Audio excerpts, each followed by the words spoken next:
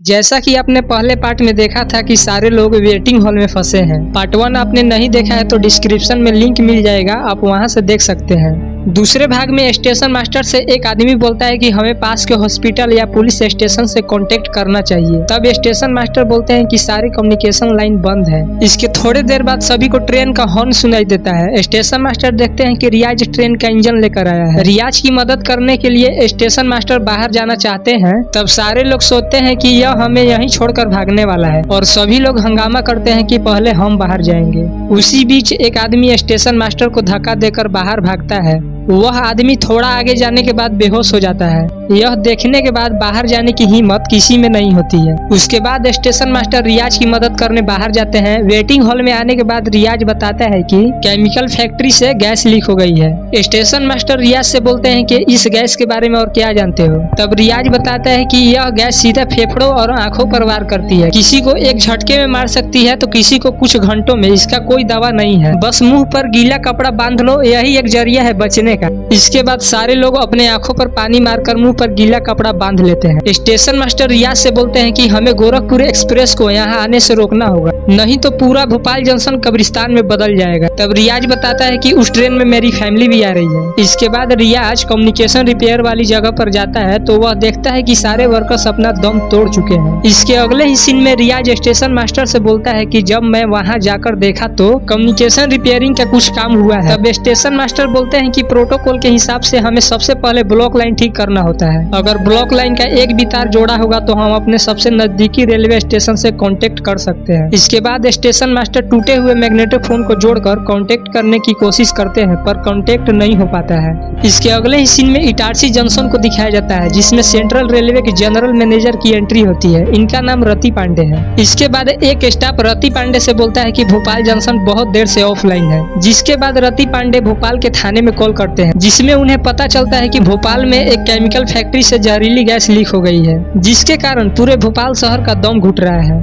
इसके तुरंत बाद रति पांडे डीजी राजेश्वरी जांगले से बात करते हैं ताकि भोपाल के लिए मदद मांगी जा सके। उधर रियाज स्टेशन मास्टर से बोलता है कि हमारे पास सिर्फ एक इंजन ही है, कोई भी पैसेंजर डिब्बे नहीं है, जिससे सारे लोगों को बाहर निकालना मुश्किल है। इसके बाद स्टेशन मास्टर के दिमाग में एक आइडिया आता है जिसमें वह बताते हैं कि मालगाड़ी के डिब्बे को उस इंजन से जोड़कर सभी को बाहर निकाला जा सकता है। इसके बाद राजेश्वरी भोपाल में फंसे लोगों को बचाने के लिए मिनिस्टर से बात करती है लेकिन मिनिस्टर साहब मदद के लिए साफ इनकार कर देते हैं। फिर रति पांडे अपने रिस्क पर ऑक्सीजन और मेडिसिन लेकर कुछ लोगों के साथ भोपाल जंक्शन में फंसे लोगों की मदद के लिए निकल पड़ते हैं। इसके अगले ही सीन में मिस्टर मेडिसन के पास डिस्ट्रिक्ट मजिस्ट्रेट का कॉल आता है जिसमें पूछा जाता है कि आपके फैक्ट्री से जो गैस लीक हुई है वह किस तरह से इफेक्ट करती है। तब मिस्टर मेडिसन झूठी बयान देते हुए बोलता है कि इस गैस से आंखों में जलन होता है जिसे किसी भी नॉर्मल आई ड्रॉप से ठीक किया जा सकता है। इधर वह चोर पैसे चोरी करने के लिए तिजोरी की चाबी खोदता हुआ नजर आता है। इसके अगले ही सीन में स्टेशन मास्टर और रियाज मालगाड़ी का डब्बा लेकर आ जाते हैं। इसके बाद सभी लोगों को उस डब्बे में जाने के लिए बोला जाता है और सभी लोगों को उस डब्बे में भेजकर दरवाजा बंद कर दिया जाता है।